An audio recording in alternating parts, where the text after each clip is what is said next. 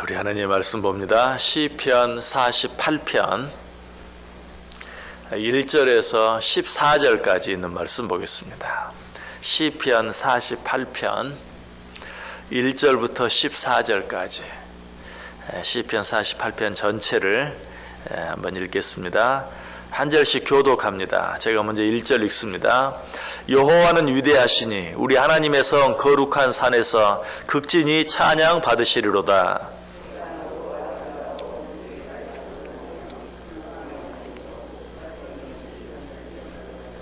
하나님이 그 여러 궁중에서 자기를 요새로 알리셨도다. 그들이 보고 놀라고 두려워 빨리 지나갔도다.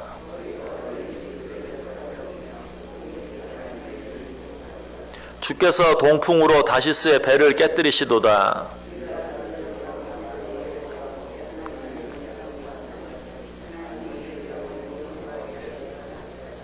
하나님이여, 우리가 주의 전 가운데에서 주의 인자하심을 생각하였나이다.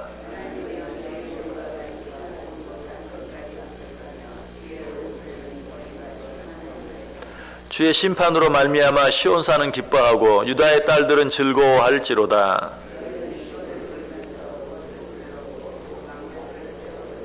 그의 성벽을 자세히 보고 그의 궁전을 살펴서 후대에 전하라.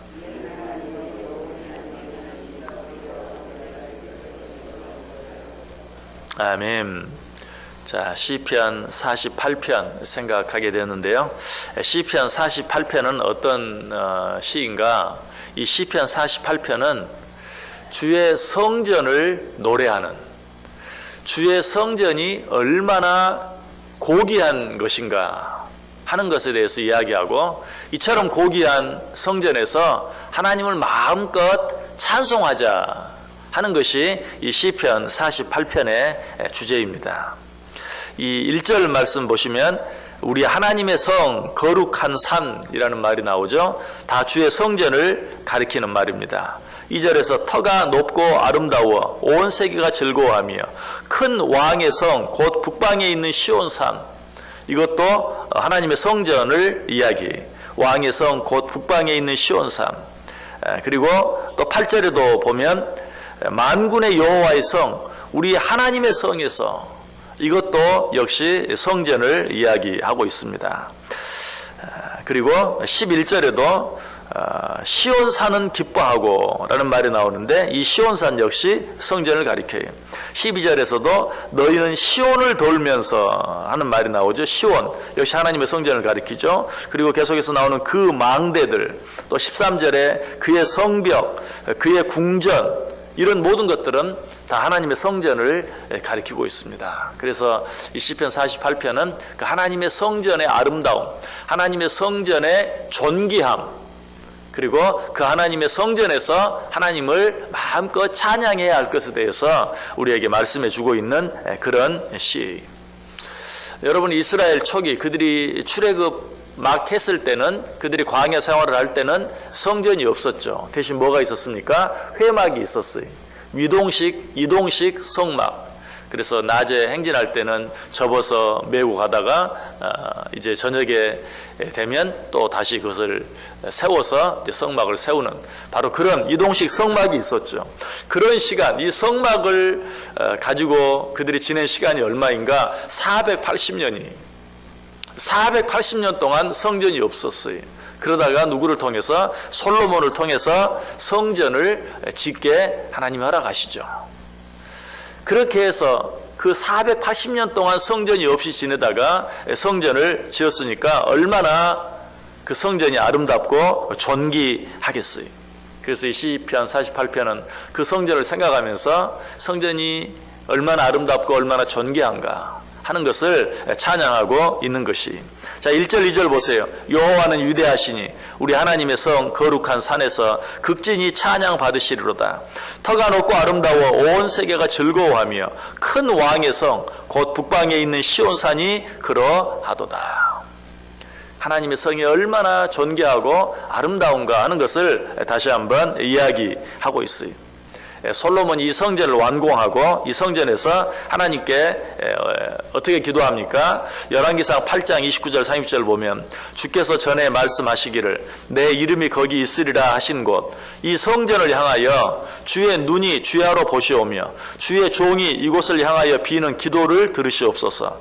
주의 종과 주의 백성 이스라엘이 이곳을 향하여 기도할 때에 주는 그 간구함을 들으시되 주께서 계신 곳 하늘에서 들으시고 들으시사 사하여 주옵소서.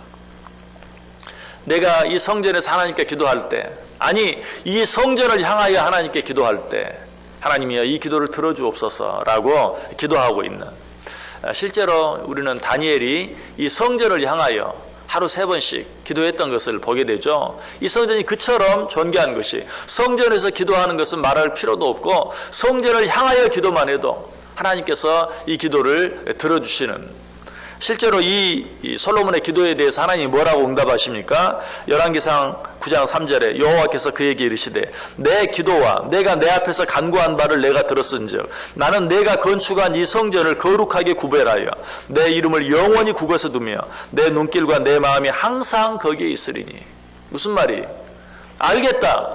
네가 이 전에서, 아니 이 전을 향하여 무엇을 구하든지 내가 그 기도를 들어주겠다. 내가 항상 내 눈과 내 귀를 이 전에 두겠다. 무슨 말이? 이 전에서 내가 너를 살피고 이 전에서 내가 너의 기도를 듣겠다 하는 그런 말씀이죠. 이사야 56장 7절에도 같은 말씀이 나와요. 내가 곧 그들을 나의 성산으로 인도하여 기도하는 내 집에서 그들을 기쁘게 할 것이며 그들의 번제와 희생을 나의 제단에서 기꺼이 받게 되리니 이는 내 집은 만민이 기도하는 집이라. 내 집은 만민이 기도하는 집이다. 무슨 말이? 역시 너희가 이 전에서 나에게 기도할 때 내가 그 기도를 듣겠다, 응답하겠다, 너와 함께 하겠다, 기도하는 너를 보겠다, 기도하는 내 소리를 듣겠다 라고 하나님께서 말씀하고 계시는 것이, 물론 구약의 성전과 신약의 교회가 정확히 똑같은 것은 달라요. 그러나 적어도 하나님의 임재가 가장 충만히 머무르는 곳 뿐만 아니라 우리가 하나님께 예배하는 곳이라는 의미에서는 구약의 성전과 신약의 교회가 다를 바가 없어요. 하나님의 임재가 있는 곳, 하나님께 마음껏 예배하는 곳, 이런 면에서는 신약의 교회나 구약의 성전과 동일하다. 그러므로 어때요? 우리는 이 신약의 교회, 주의 몸된 이 교회를 구약의 성전과 같이 사랑할 수 있어야 돼. 존귀하게 여길 수 있어야 돼. 우리는 늘 어떤 일들이 있을 때마다 주의 교회로 달려나와서 하나님 앞에 기도하기를 힘쓸 수 있어야 돼.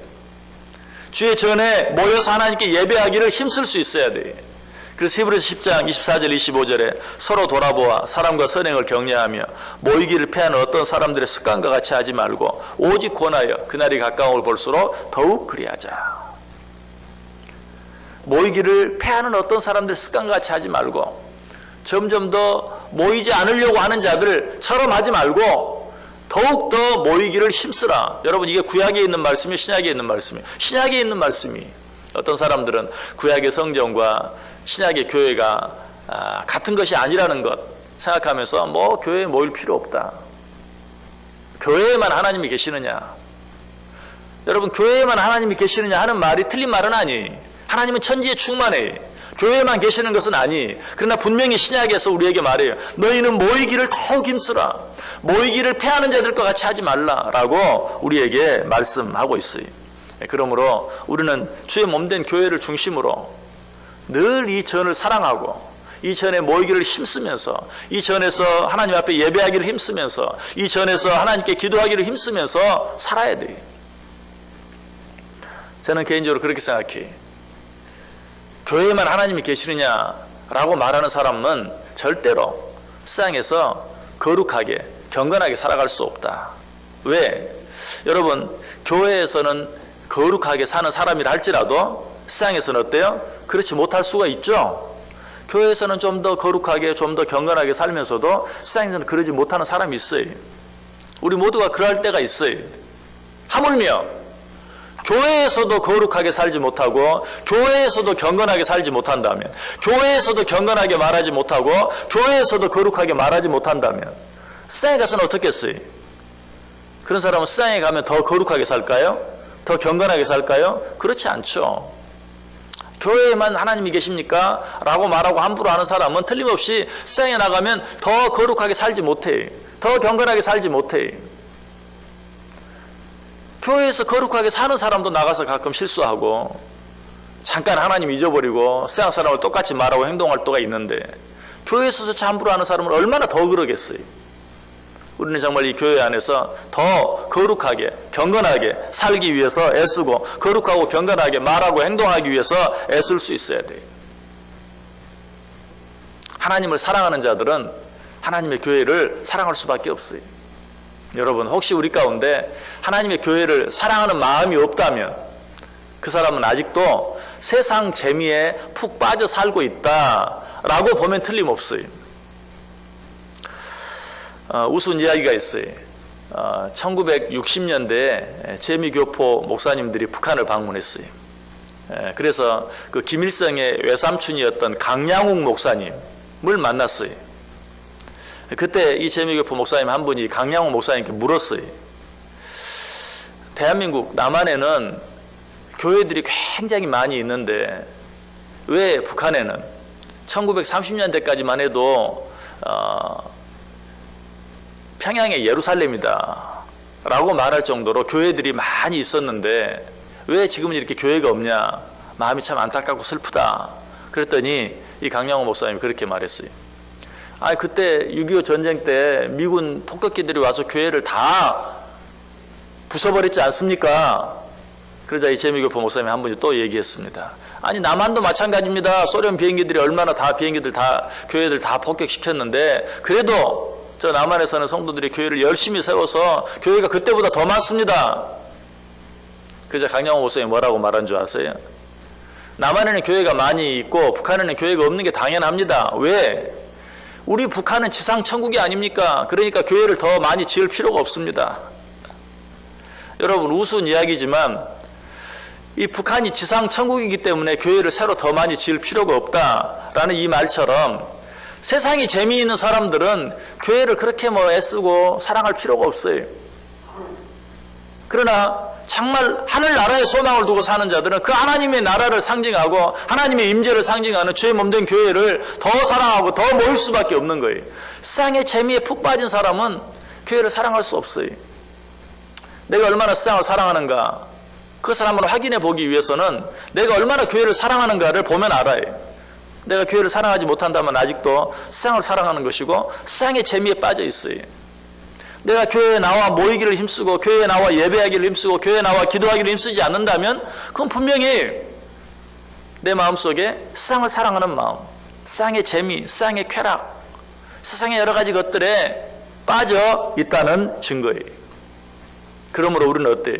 늘 하나님의 하나님의 몸된 교회를 사랑하기 위해서 애쓸 수 있어야 된다는 것이, 아까도 말씀드렸지만 하나님을 진정으로 사랑하는 자는 하나님의 하나님께 예배하는 곳, 하나님의 임재를 상징하는 곳을 사랑할 수밖에 없어요.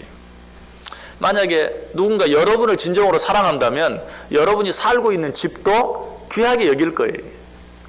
만약에 어떤 사람이 여러분의 집을 함부로 여긴다면 거기다 그저 침 뱉고 지나가다가 오줌 싸고 한다고 해보세요.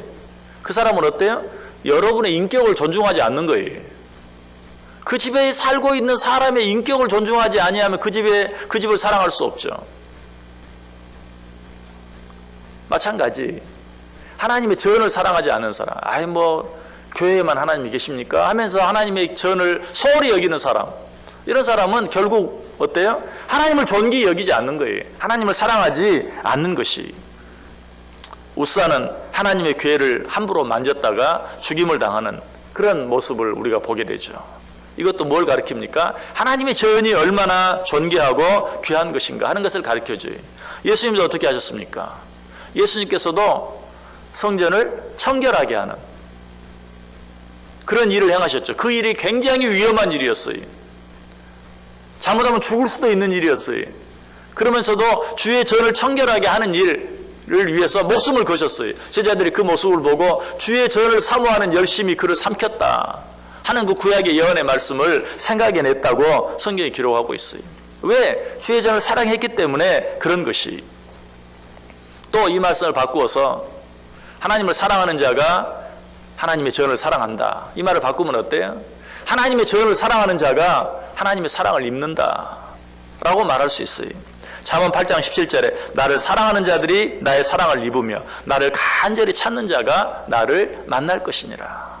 하나님의 전은 하나님의 임재를 상징한다고 그랬어요. 그러므로 이 하나님의 전을 사랑하는 자가 하나님을 사랑하는 자예요. 그런 자가 누구의 사랑을 입는다고요? 하나님의 사랑을 입는다.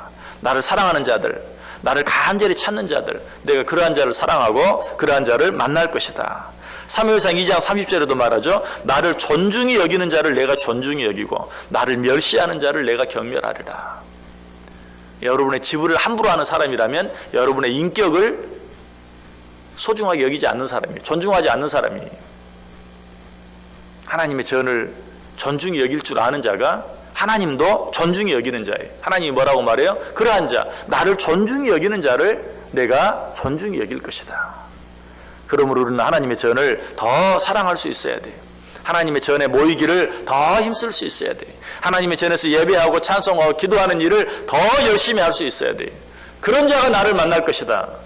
내가 그런 자를 사랑할 것이다. 내가 그런 자를 존중히 여길 것이다 라고 이야기하고 있어요. 자, 오늘 보면 12절 13절에 뭐라고 말합니까? 너희는 시온을 돌면서 그것을 둘러보고 그 망대들을 세워보라. 그의 성벽을 자세히 보고 그의 궁전을 살펴서 후대에 전하라.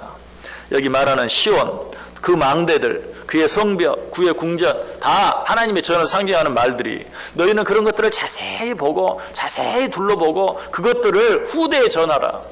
한마디로 말하면 하나님의 전을 정말 사랑하라, 존귀히 여기라 하는 그런 말이. 그리고 마지막 절 14절에서는 아예 하나님과 하나님의 전을 동일시하고 있어요. 14절 보세요. 이 하나님은 지금까지 무슨 얘기였어요? 하나님의 성전에 대해서 이야기했어요. 그런데 마지막 절에서는 이 하나님의 전은 이렇게 말하지 아니하고 이 하나님은 이렇게 말하고 있어요. 이 하나님은 영원히 우리 하나님이시니 그가 우리를 죽을 때까지 인도하시리로다. 하나님의 성전과 하나님을 동일시하고 있어요. 다시 한번 말씀드립니다.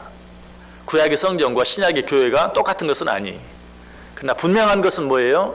신약의 교회도 하나님의 임재를 상징하는 곳이요, 신약의 교회가 하나님께 예배하는 곳이. 우리는 이 전을 사랑할 수 있어야 돼. 이 교회를 사랑할 수 있어야 돼. 이 교회를 귀히 여길 수 있어야 돼. 이 교회를 하나님처럼 사랑할 수 있어야 돼. 그것을 우리에게 말씀해 주고 있어요. 요한 1서 4장 20절에 보면 이런 말씀이 있죠. 누구든지 하나님을 사랑하노라 하고 그 형제를 미워하면 이는 거짓말하는 자니 보는 바 그 형제를 사랑하지 아니하는 자는 보지 못하는 바 하나님을 사랑할 수 없느니라. 자, 제가 이 말씀을 이렇게 한번 읽어볼게요. 누구든지 하나님을 사랑하노라 하고 그 교회를 미워하면 이는 거짓말하는 자니 보는 바 그 교회를 사랑하지 아니하는 자는 보지 못하는 바 하나님을 사랑할 수 없느니라. 동의하십니까? 하나님의 임재를 상징하는, 눈에 보이는, 손으로 만질 수 있는 이 교회도 사랑하지 못하는 자는 눈에 보이지 않는 하나님을 사랑할 수 없다. 얼마나 맞는 말입니까? 맞는 말이.